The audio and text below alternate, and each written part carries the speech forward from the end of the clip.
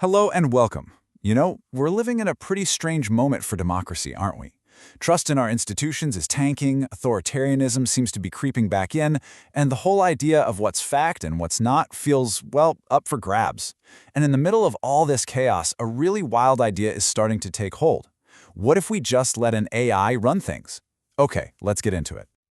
I know. It sounds like something straight out of a sci-fi movie. But this question, it's being asked and asked seriously by artists, engineers, and even political activists all over the world. So today, we're going to dig into why this is even a conversation right now, what it actually looks like when people try it, and what it really asks of us as citizens.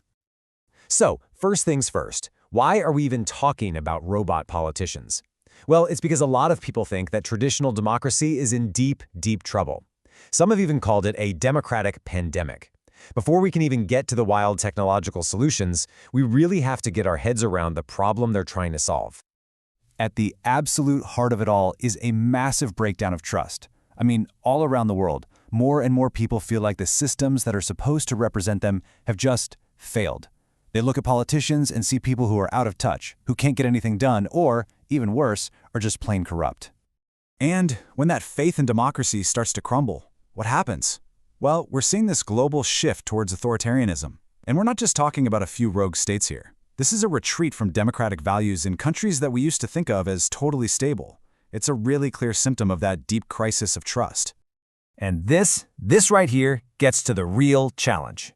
We are living in a political world where how you feel about something is often way more powerful than the actual objective facts. And when our feelings become the main thing driving political action, the whole foundation of democracy, policy based on evidence, it just starts to fall apart. So if the old ways just aren't cutting it anymore, where do we go from here? Do we just kind of accept that democracy is in decline? Or do we start looking for some pretty radical new solutions? It's exactly this question that has thrown the door wide open for political AI.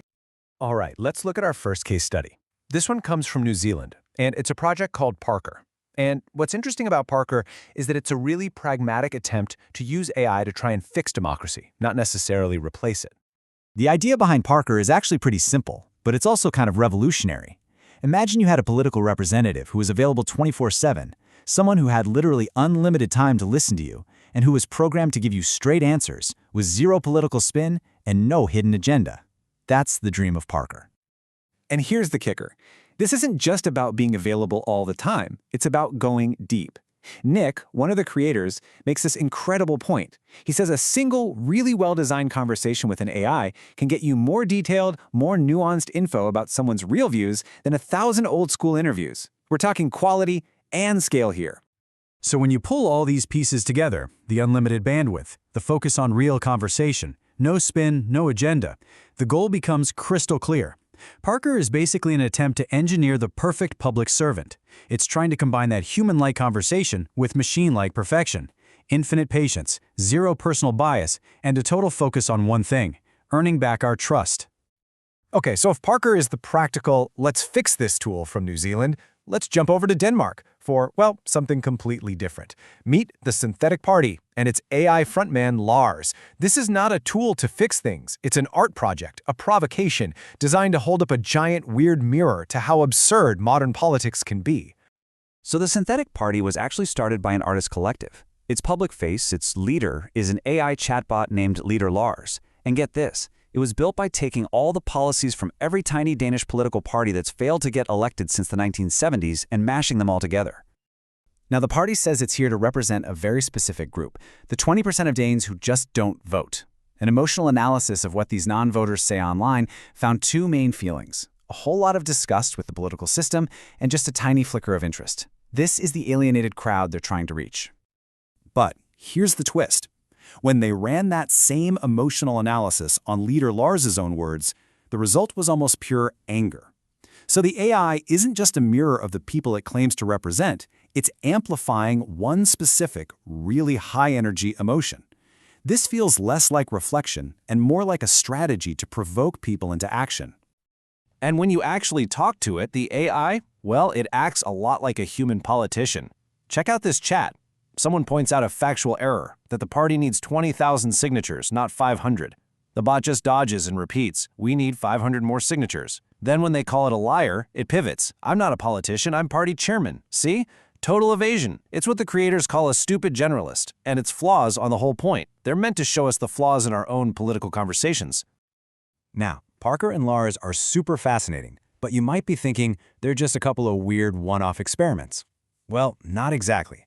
They're actually part of this growing global movement, a kind of AI World Congress of virtual political projects, and each one has its own local flavor and its own unique goals.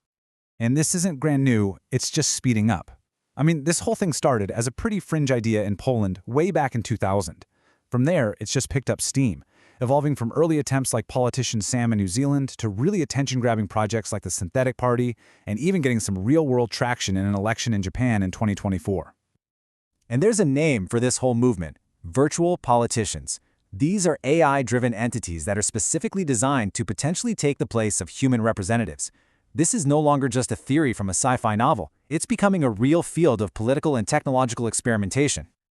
All of this technology, it really forces us to step back and ask a much, much older and more fundamental question. What do we actually want a politician to be? I mean, what truly qualifies someone or something to lead us? And just to prove this is not a new dilemma, let me tell you a quick story. Back in 37 AD, the Roman Emperor Caligula made his favorite horse, Incitatus, a consul of Rome. It was this ultimate act of contempt for the entire political system. Was he joking? Was it a brilliant piece of political critique? Who knows? But it proves that questioning what it takes to be a leader is a very, very old political game. But here's the crucial difference between Caligula's horse and an AI. Back in 1960, a big computer in Denmark called Dask was described as basically a humble slave. It only did what you told it to. But modern AI, as Pope Francis even pointed out recently, is fundamentally different.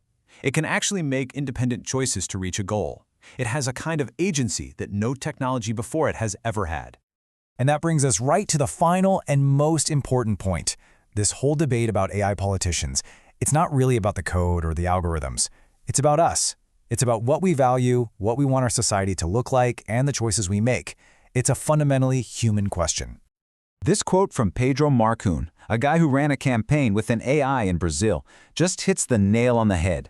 Are these projects actually trying to win elections and govern, or are they just elaborate performances designed to get us talking and to criticize the system we already have? Right now, it seems like most of them are living somewhere in that gray area in between. So, this is what we're left with. In this political world where feelings so often shout louder than facts, what's the better bet? Do we stick with the flawed, emotional, sometimes irrational human politicians we know?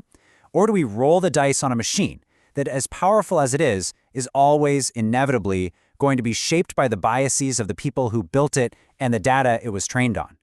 There is no easy answer here, and honestly, the choice we make is going to define what democracy looks like for a long, long time.